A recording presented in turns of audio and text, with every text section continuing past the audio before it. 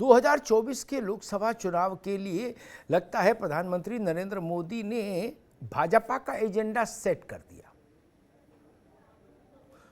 गुलामी मुक्त भारत।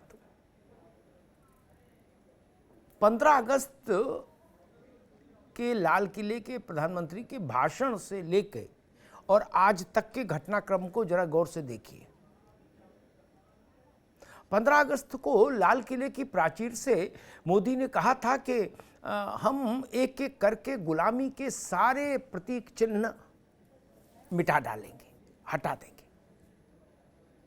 उन्होंने कहा था कि जब तक गुलामी के चिन्ह रहेंगे तब तक आत्मनिर्भर और विकसित भारत आकार नहीं ले सकता।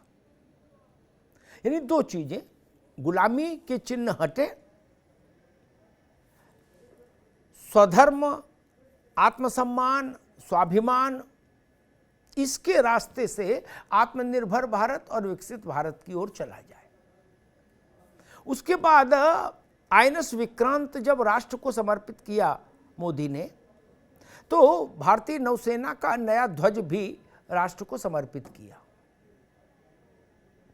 उस वक्त भी उस झंडे से गुलामी के एक बड़े प्रतीक चिन्ह को हटाया गया।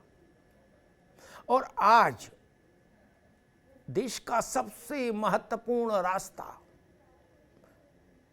जिस रास्ते के दोनों ओर से देश चलता है, साउथ ब्लॉक, नॉर्थ ब्लॉक, जो अभी तक अंग्रेजों के जमाने में किंग्सवे कहा जाता था, यानी राजा का रास्ता, और उसके बाद आजादी से अब तक कहा जाता था राजपथ, और अब हो गया वो कर्तव्य पथ। यहां भी प्रधानमंत्री ने गुलामी के एक चिन्ह को मिटा के एक बड़ी लकीर खींचने की कोशिश की है। तो क्या ये माना जाना चाहिए कि भारतीय जनता पार्टी के 2024 का चुनावी संदेश होगा गुलामी मुक्त भारत? बड़ी चीज है। और जब मोदी जैसा वक्ता हो तो ये संदेश और बड़े हो जाते हैं। मोदी कर्तव्य पथ पर हैं, दक्षिण से नागरकोइल से कांग्रेस के राहुल गांधी बोट पथ पर हैं,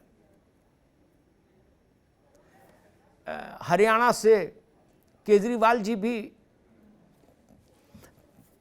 भारत को नंबर 1 बनाने के पथ पर हैं, नीतीश जी विपक्ष जोड़ो के पथ पर है, सब पथ पर है।